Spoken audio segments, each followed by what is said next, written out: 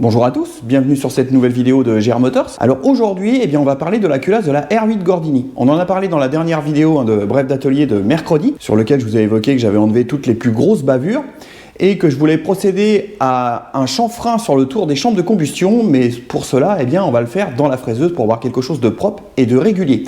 Aujourd'hui, on va voir comment je vais procéder pour installer tout ça et comment je vais m'y prendre et avec quel outil.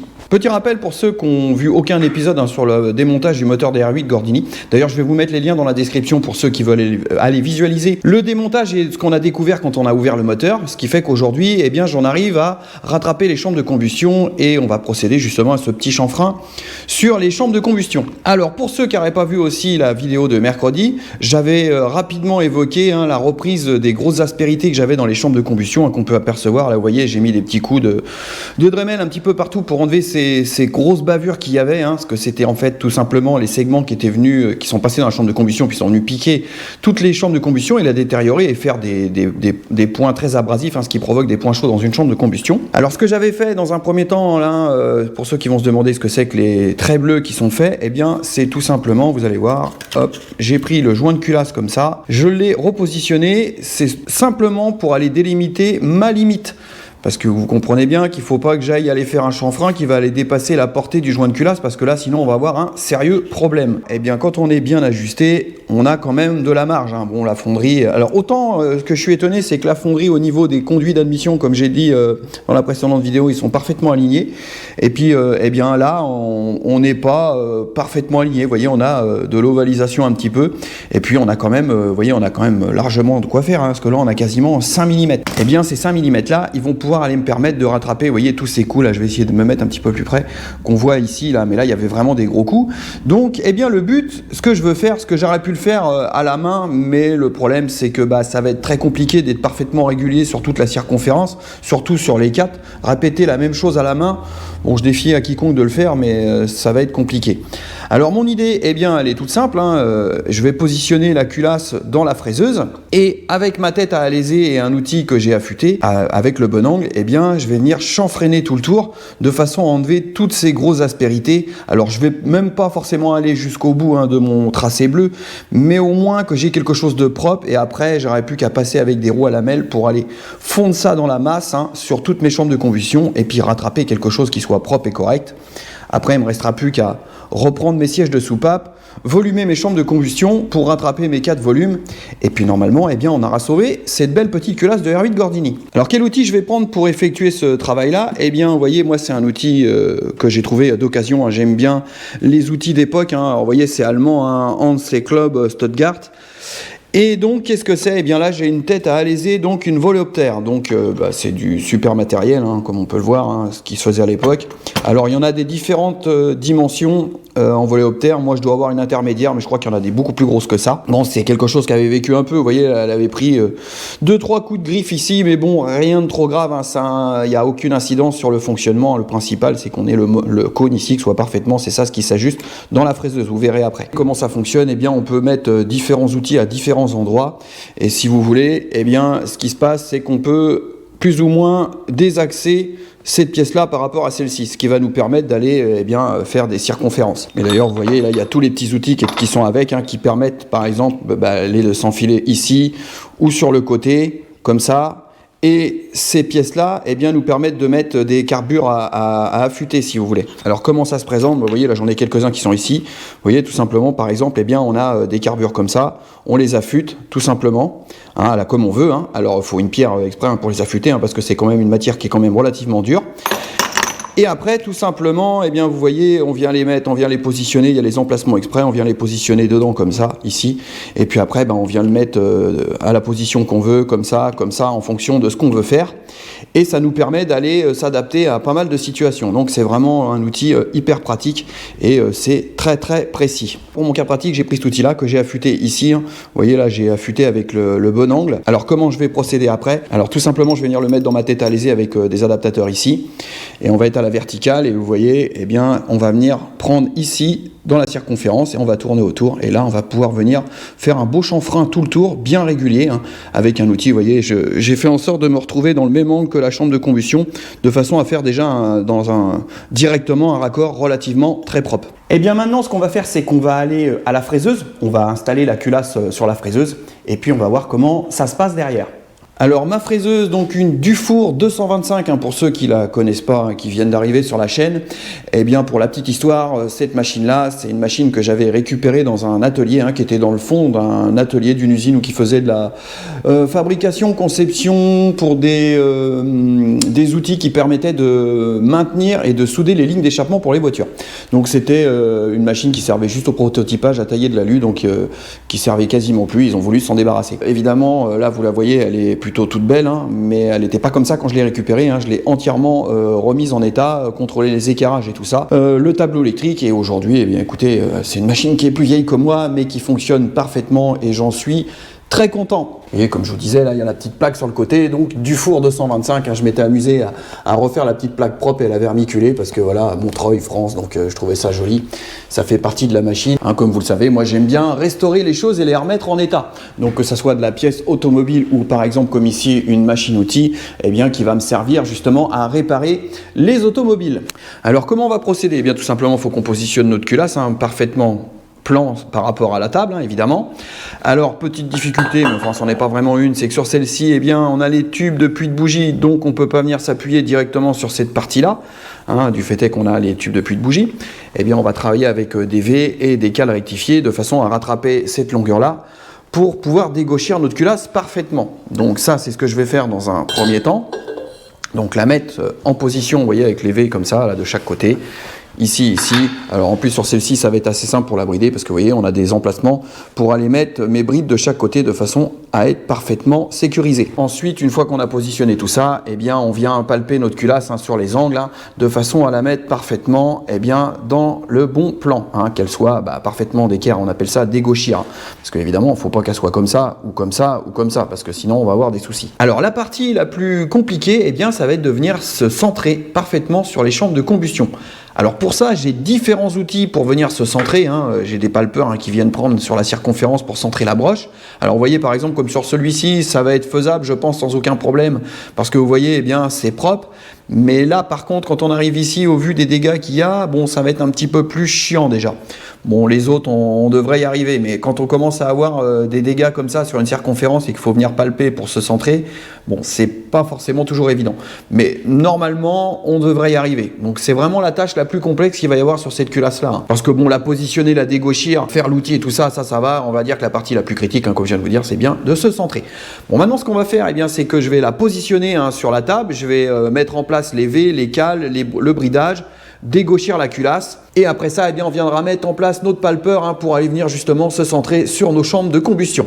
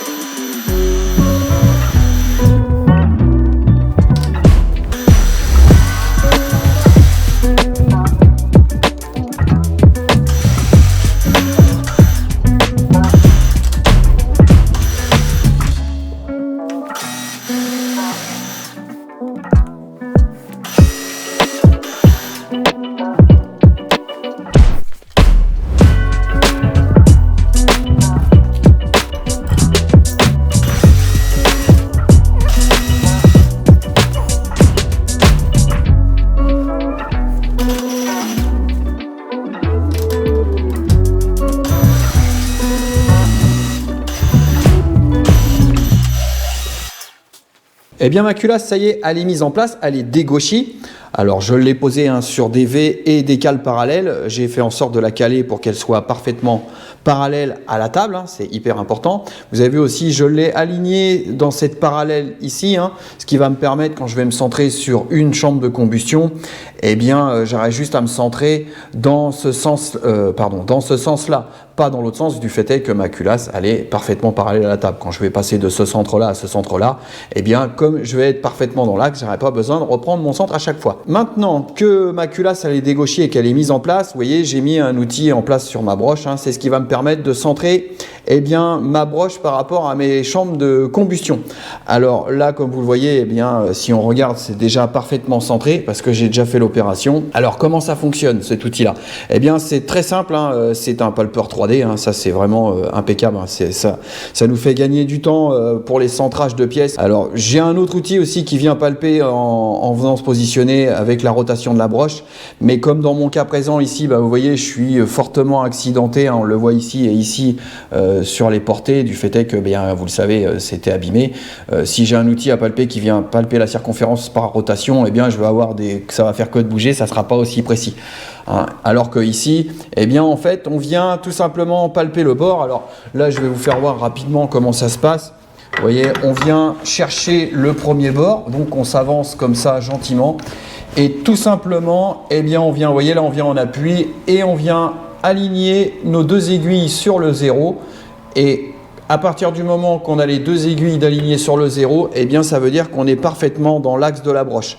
On fait la même chose de l'autre côté, on divise par 2 notre valeur qu'on a trouvée, et donc ça nous fait le centre. Et après on fait la même chose en croix et on se retrouve parfaitement au centre. Et puis quand on a une visu comme la mienne, on se met à 0, on fait de la division par 2. Et du coup, là que je l'ai fait, vous voyez, là je vais aller chercher mon 0 parce que j'ai déjà fait le centrage avec l'outil. Comme ça, là, vous voyez, je vais aller le chercher. Hop. Donc là, on y est à quelques centièmes. Voilà, là, on est sur le 0. Et là maintenant, j'ai ma broche qui est parfaitement centrée sur ma chambre de combustion. Alors je me suis centré sur celle-ci parce que c'est celle qui n'a pas subi. Elle est vraiment impeccable. Donc si vous voulez, déjà sur ce sens-là, déjà je suis bien centré. Vous voyez ce que je veux dire? Parce que là où je suis vraiment abîmé, c'est sur ces portées-là. Donc comme j'ai mis ma culasse parfaitement à la parallèle de ma table et que là je suis parfaitement au centre, comme les parties les plus abîmées, c'est ici, je ne vais pas avoir besoin de les repalper. Vous voyez, je vais juste avoir besoin de repalper ces deux bords-là qui sont beaucoup moins accidentés, ce qui vont me permettre d'avoir un centre un peu plus parfait. Parce que vous voyez, là, c'est fortement abîmé. Bon, là, ça va encore sur celle-ci, mais de ce côté-là, on est abîmé. Et puis, celle-ci, là, c'est vraiment pas beau. Mais là, j'ai juste à me redéplacer sur celle-ci, refaire mon centre comme ça, et je vais être dans l'axe. Et là, je vais pouvoir commencer à mettre ma tête à l'aiser, mon outil, et on va commencer par rectifier, faire le chanfrein, sur celle-ci.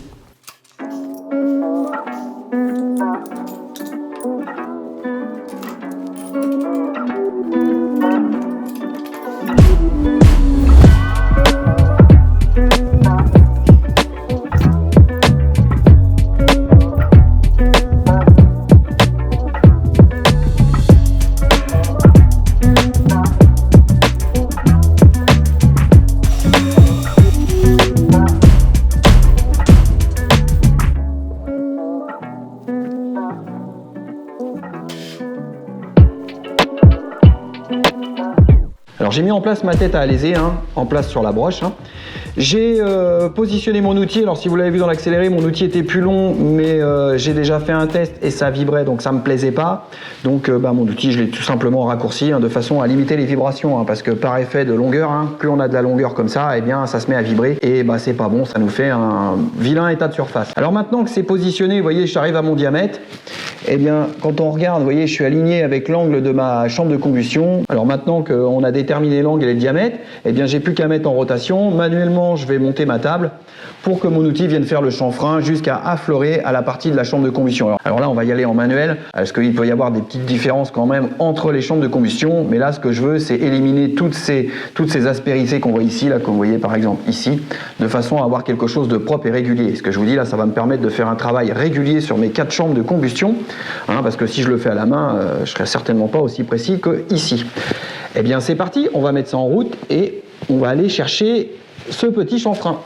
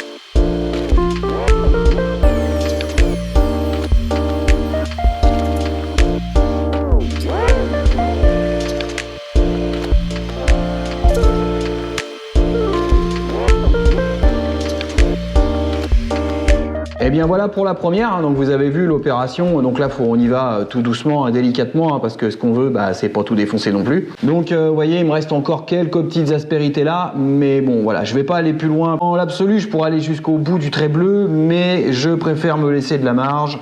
C'est préférable. Donc là vous voyez, bien du coup ça m'a permis d'obtenir quelque chose de bien régulier, et maintenant ce que je vais pouvoir faire, je vais pouvoir faire de la finition. Vous voyez les petites aspérités là, mais ça je vais pouvoir les gommer, hein, c'est insignifiant, et je vais pouvoir venir marier le bord là avec ce que j'avais passé avec la petite fraise à carbure avec des roues à lamelles, hein. Bien évidemment je vais protéger mes sièges, mais de toute façon après je vais retailler mes sièges. Et bien on devrait réussir à faire quelque chose de propre à ce niveau là. Donc voilà, là vous voyez ce que ça donne, hein, c'est que c'est bien régulier. Et bien maintenant je vais faire ça sur les 3 autres, et puis du coup on aura terminé avec la fraiseuse. Après on n'aura plus qu'à ajuster ça avec la petite Dremel pour avoir une finition parfaite.